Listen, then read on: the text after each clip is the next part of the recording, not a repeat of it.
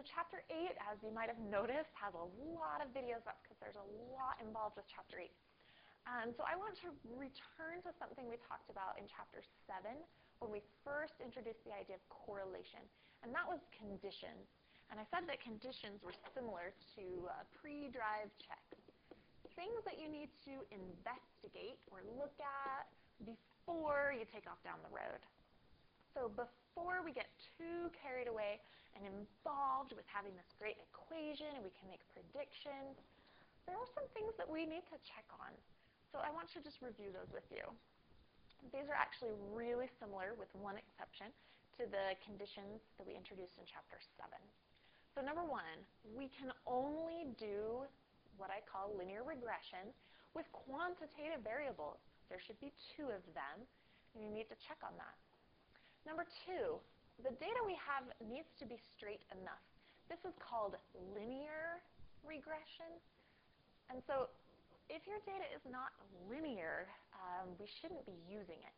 So there's 2 things we do to check. Number 1, we look at the scatter plot. We've done that several times. We've seen this scatter plot in several different places, this one right here. When I graph my monopoly data, oh boy, does it look linear. It's fantastic. But there's kind of a secondary check. We're going to look at what's called a residual plot. This is going to be a new kind of graph, and I'll show that to you in just a moment. The residual plot, residual is just what you're thinking. It's that distance between the observed data points and the line, which is the model. We should see no shape or structure in that plot.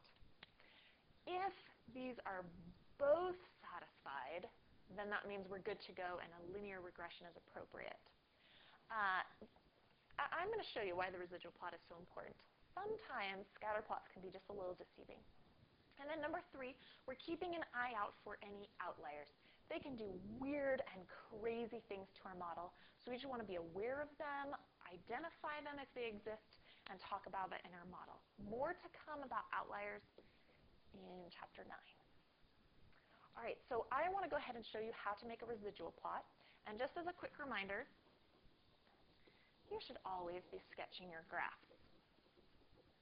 If a graph is not included in the story problem and you talk about it, you need to include a sketch. Sketches are 10 to 30 seconds, just a rough idea. All right, so just to kind of recap where we've been with our calculator, we did talk about how to create a scatter plot on our calculator. It might look like this. And then we would need to run a linear regression. So if you've been doing other things on your calculator lately, take just a moment and make sure you've run a linear regression with this data set. I always use number 8, and I've got my monopoly data in L5 and L6. You have to run the linear regression, otherwise the calculator does not have any residuals. Residuals are the difference between the data points and the model. If your calculator hasn't made a model, it doesn't have any residuals. So after the linreg has been run, we're going to go back to a graph. So second y equals takes me to the stat plot. And a residual plot is actually a scatter plot of your x values, but instead of x and y, we're going to graph x with the residuals. Now, before you panic about having to calculate a whole bunch of residuals, your calculator did it just in the time that I've been talking. So make sure your cursor is here for the y list, and we're going to go into a new place. I'm going to go to second stat, because you'll see just above stat is the word list. This has all the lists. Residual is usually at the bottom. So just go ahead and push enter when that's highlighted, and you'll notice resid will show up there as your y list. So just a small change to our scatter plot. Again, I'll do a zoom 9 to get my graph to show up. And this is what my residual plot looks like. Now remember, I said I was looking for 0 shape or structure.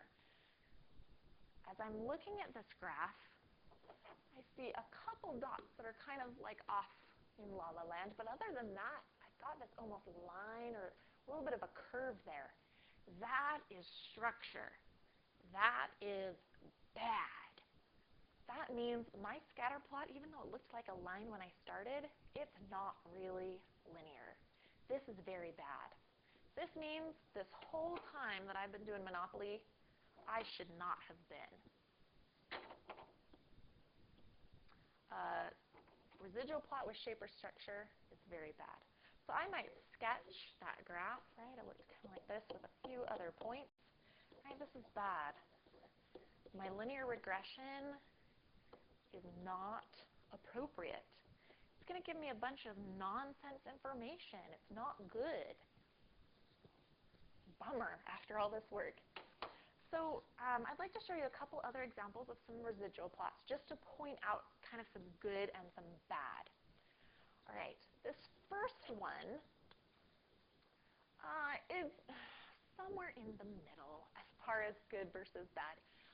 I am a little bit concerned because I could kind of think of that as kind of fanning out, which is really bad.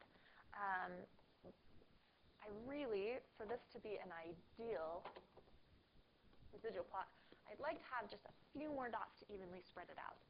So, but without those, this gets a frowny face for me because I can kind of get like a fan shape in there. This one, whoa, check it out. It's like the letter U just tilted a little bit. That's bad. That's bad. Coming down to the next row, whoa, this is almost making another like letter U. Okay, that's very bad. We don't want to see shape and structure. This one is a great example. Now, I know some of you, you're going to play connect the dots. Oh, look, I can see a little puppy dog in there. Don't think that hard, okay? We're just looking for some really strong shapes, like we saw here, that letter U, that letter U. Okay? This one is great. The dots are evenly spread out. Nice, I like to call it a puffy cloud of nothingness. I don't see any shape there. That is good. This is what we're hoping for in a residual plot.